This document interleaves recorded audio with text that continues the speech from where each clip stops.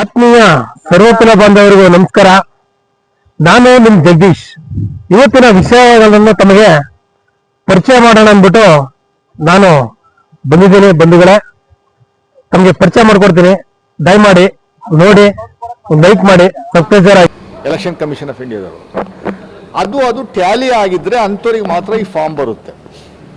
But ಅವ್ರು claim ಮಾಡುವಂಥದ್ದು ಏನು ಅಂತಂದ್ರೆ 2002 ಇಸ್ವಿನಲ್ಲಿ ನಿಮ್ಮ ಹೆಸರು ಇಲ್ಲದೇ ಇದ್ರೂ ಫಾರ್ಮ್ ಬರುತ್ತೆ, ಫಾರ್ಮ್ ಕೊಡ್ತೀವಿ 2025 ಇದು ಸಾಕು ಅಂತ ಸುಳ್ಳು ಹೇಳುವಂಥ ಕೆಲಸವನ್ನು ಎಲೆಕ್ಷನ್ ಕಮಿಷನ್ ಆಫ್ ಇಂಡಿಯಾ ಮೂಲಕ BJP ಸರ್ಕಾರ, ಕೇಂದ್ರ ಸರ್ಕಾರ ಮಾಡ್ತಾ ಇದೆ ಅನ್ನುವಂಥದ್ದು ಭಾಳ ಸ್ಪಷ್ಟವಾಗಿ ಅರ್ಥ ಇದೆ.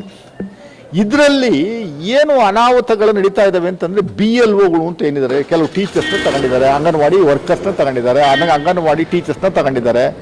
ಮಿನಿಮಮ್ 10th ಕ್ವಾಲಿಫಿಕೇಶನ್ ಅದು ಇದ್ರೆ ಅಟ್ಲೀಸ್ಟ್ ಇದನ್ನ ಫಿಲಪ್ ಮಾಡಿ ಮತ್ತೆ ತಗೊಂಡೋಗಿ ಅವರೇ ಫೀಡ್ ಮಾಡಬೇಕು. ಫಾರ್ಮ್ನ ತಗೊಂಡೋಗಿ ಎಲೆಕ್ಷನ್ ಕಮಿಷನ್ ಕೊಡುವಂಥದ್ದಕ್ಕೆ ಅವಕಾಶ ಇಲ್ಲ. ಈ ಏನು ಮಾಹಿತಿಯನ್ನು ನೀವು ಬರಿತೀರಿ ಆ ಮಾಹಿತಿನ ತಗೊಂಡೋಗಿ ಮತ್ತೆ ಕಂಪ್ಯೂಟ್ರಲ್ಲಿ ಅವನೇ BLOನೇ ಫೀಡ್ ಮಾಡಬೇಕು. ಅವರು ಒಂದು ಕೋಡ್ ಕೊಟ್ಟಿರ್ತಾರೆ, ಆ ಕೋಡ್ ಹೊಡೆದ್ರೆ ಮಾತ್ರ ಓಪನ್ ಆಗುತ್ತೆ ಕಂಪ್ಯೂಟರು. ಆ ಫೀಡ್ ಮಾಡುವಾಗ ಹೆಚ್ಚು ಕಮ್ಮಿ ಮಾಡಿದ್ರೆ, ತಪ್ಪು ಮಾಡಿದ್ರೆ ಆ ಫಾರ್ಮನ್ನು ತಗೊಂಡೋಗಿ ಲಾಜಿಕಲ್ ಡಿಸ್ಕ್ರಿಪಿಯನ್ಸಿ ಅಂತ ಹೊಸದಾಗ ಒಂದು ಪದ ಕಂಡಿಡ್ಕೊಂಡವ್ರೆ ವೆಸ್ಟ್ ಬೆಂಗಾಲ್ ಚುನಾವಣೆಯಿಂದ. ಆ ಲಾಜಿಕಲ್ ಡಿಸ್ಕ್ರಿಪಿಯನ್ಸಿ ತಪ್ಪುಗಳು, ಏನೇನು ಮಾಹಿತಿ ತಪ್ಪುಗಳಿದ್ರು ಅದನ್ನು ತಗೊಂಡು ಪೆಂಡಿಂಗ್ ಇಡುವಂಥ ಕೆಲಸವನ್ನು ಮಾಡ್ತಾರೆ. ವೆಸ್ಟ್ ಬೆಂಗಾಲಲ್ಲಿ ಸುಮಾರು 30 ಲಕ್ಷ ಮತದಾರರು ಲಾಜಿಕಲ್ ಡಿಸ್ಕ್ರಿಪಿಯನ್ಸಿ ಪೆಂಡಿಂಗ್ ಇಟ್ಬಿಟ್ರು. ಆ 30 ಲಕ್ಷ ಮತದಾರರ ಪೈಕಿ ಅಡ್ಜುಡಿಕೇಶನ್ಗೆ ಮತ್ತೆ 2 ತಿಂಗಳು ಟೈಮ್ ಕೊಡ್ತಾರೆ. ಕೆಲವು ಜಡ್ಜ್ಗಳು, ACಗಳು, DC ಎಲ್ಲ ಕೂತ್ಕೊಂಡು ಒಂದೊಂದು ಅಪ್ಲಿಕೇಶನನ್ನು ನೋಡಿ ಏನೇನು ತಪ್ಪಾಗಿದೆ ಅದಕ್ಕೆ ನೋಟಿಸ್ ಕೊಟ್ಟು ಅದರಿಂದ ಅವರಿಂದ ಮಾಹಿತಿ ತಗೊಂಡು ಆ ಥರ ಕ್ಲಿಯರ್ ಮಾಡುವಂಥದ್ದಕ್ಕೆ ಅವಕಾಶ ಸಿಕ್ಕಿದ್ದು ವೆಸ್ಟ್ ಬೆಂಗಾಲ್ ಬರೀ 3,000. ಮತ್ತೆ ಒಳಗಡೆ ಸೇರ್ಪಡೆ ಮಾಡುವಂಥದ್ದಕ್ಕೆ ಅವಕಾಶ ಸಿಕ್ಕಿದ್ದು ಬರೀ 3,000. ಸುಮಾರು 29 ಲಕ್ಷ ಮತದಾರನ ಹೊರಗಡೆ ಇಟ್ಟರು. ಆಮೇಲೆ ಕೆಲವರು ಭ್ರಮೆ, ಪಾಪ ಮತದಾರರು ಗೊತ್ತಿಲ್ಲ ಅವ್ರಿಗೆ, ಆಯಿತು ಅದು ಹೋದ್ಮೇಲೆ ಮತ್ತೆ ತಿರುಗಿ ಒಳಗಡೆ ಸೇರಿಸ್ಕೊಳ್ಳುವಂಥದ್ದಕ್ಕೆ ಇನ್ನೊಂದು ಅಪ್ಲಿಕೇಶನ್ ಕೊಡೋಣ ಬಿಡುವಂಥ ಸುಮ್ಮನೆ ಕೂತ್ಕೊಂಡ್ರೆ ಆಗಲ್ಲ. ಆ ಲಾಜಿಕಲ್ ಡಿಸ್ಕ್ರಿಪಿಯನ್ಸಿಲಿ ಇಟ್ಟಿರುವಂಥ ಮತದಾರರು ಮತ್ತೆ 5 ವರ್ಷದವರೆಗೂ ಅವ್ರಿಗೆ ಯಾವ ಅವಕಾಶನೂ ಇಲ್ಲ. 5 ವರ್ಷ ಅವರಾಗಲೇ ವೆಸ್ಟ್ ಬೆಂಗಾಲ್ ಡಿಕ್ಲೇರ್ ಮಾಡಿ ಆಗಿದೆ.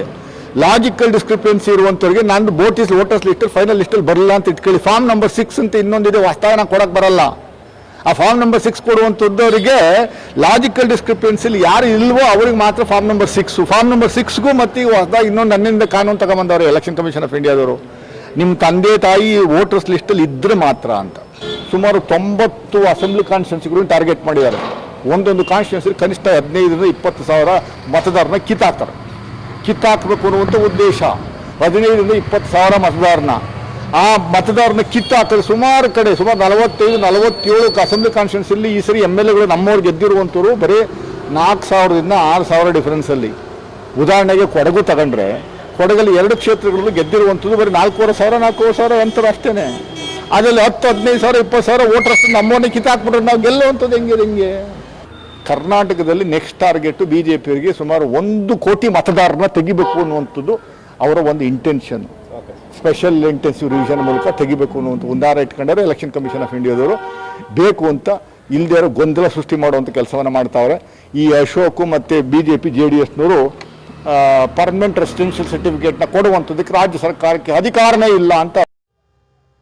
ಆತ್ಮೀಯ ಸರ್ವಕುಲ ಬಾಂಧವರಿಗೂ ನಮಸ್ಕಾರ. ನಾನು ನಿಮ್ಮ ಜಗದೀಶ್.